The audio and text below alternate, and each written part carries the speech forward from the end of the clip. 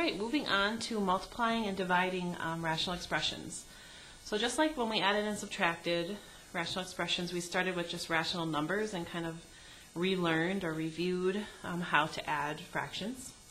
So we're going to do the same here. We're going to relearn or review how to multiply fractions. So when we multiply fractions, the good news is we don't need a common denominator.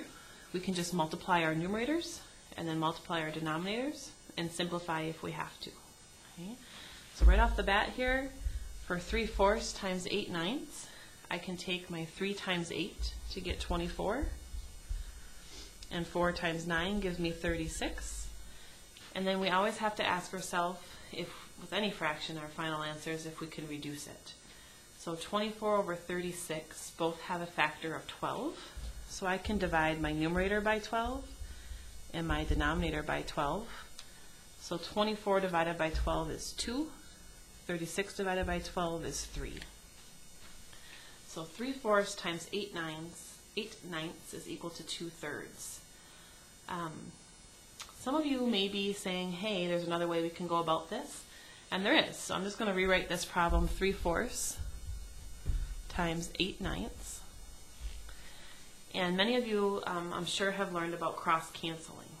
So what we can do is look at our numerator values and our denominator values, see if they share a factor, and reduce before. So here we kind of reduce at the end. Now I'm going to kind of reduce before we multiply. So typically, you can kind of look kitty corner. So I can look at this numerator and technically both my denominators, but often in math textbooks it's set up where it's called cross-canceling, so you can kind of look kitty corner and ask yourself if 3 and 9 share any factors. And 3 goes into both itself and 9. So 3 goes into 3 once, and 3 goes into 9 3 times. Okay?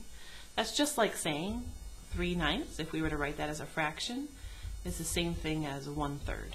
That's really what we're doing, is we're simplifying beforehand. So let's look with our other numerator and denominator. We have 8 and 4. Well, 4 goes into 4 once, and 4 goes into 8 twice. Okay. So now, once we reduced our cross cancel, we can go straight across. So 1 times 2 is 2. 1 times 3 is 3. And we're done. Okay. So both ways are appropriate. We're going to focus on the cross-canceling method, because that works really well when we have variables as factors. But as you can see, either way we get 2/3. It's just much simpler to reduce first than at the end. As number 12 shows. So if we look at number 12, we have 13 over 4 times 18 over 91. We could go straight across and do 13 times 18 and 4 times 91 and get a numerator and denominator and then reduce it. But those are pretty big numbers. 13 times 18, whatever that is, and 4 times 91. We'd be spending a lot of time trying to find a common factor. So we're going to look at cross-canceling. We're going to look at 13 and 91 and ask ourselves if those numbers share a factor. So 13 is a prime number, meaning 1 and 13 are the only numbers that go into it evenly. So we just really need to cross-check and see if 13 goes into 91. So being my last digit here is a 1, I can think of numbers that 3 times what gives me a 1 at the end. So I think 7. 3 times 7 is 21. Okay? So if I do 13 times 7, you can just do this on the side. 13 times 7 is 91. Right? So we can, 13 goes into itself once, and 13 goes into 91 7 times. Okay, so it's not as obvious, but it's still a lot more obvious than if we reduced at the end of the question, the problem. So 4 and 18, 4 can't go into 18 evenly, but 2 can. Okay, 2 can go into 4 twice, and 2 can go into 18 9 times. Okay. So now we can quickly just do 1 times 9 is 9, and 2 times 7 is 14. And are there any factors that go into 9 and 14 evenly? And there's not, so our answer will just be 9/14. I encourage you to check both number 11 and 12 on the calculator too, just to kind of confirm that we're right on both of these.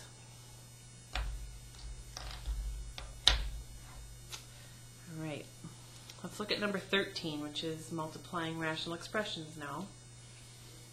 So again, we could just go straight across. That would work just fine. How I'm going to show you is more like an expanded form. So I'm just going to kind of rewrite this in expanded form. So if I ever see any exponents, instead of writing y squared, say, I'm going to write that as y times y. So right off the bat here, I'm just going to multiply my whole numbers. 3 times 8 is 24 times x times y times y. Because y squared is really y times y. I can do the same on the bottom. 4 times 9 is 36 times y times x times x times x. Okay. So what we can do here is look at our whole numbers, 24 and 36, and see if that could be reduced. So what number goes into both 24 and 36 evenly? We pretty much already did that up here, right? 24 and 36 share a factor of 12. So 12 goes into 24 twice, and 12 goes into 36 3 times. Now we can look at our variables. So pretty much anything over itself equals 1, right? So I can just take this x and match it with this x. X over x is 1, so I can cancel those. And this y I can cancel. I can't cancel y's and x's because they're not exactly the same.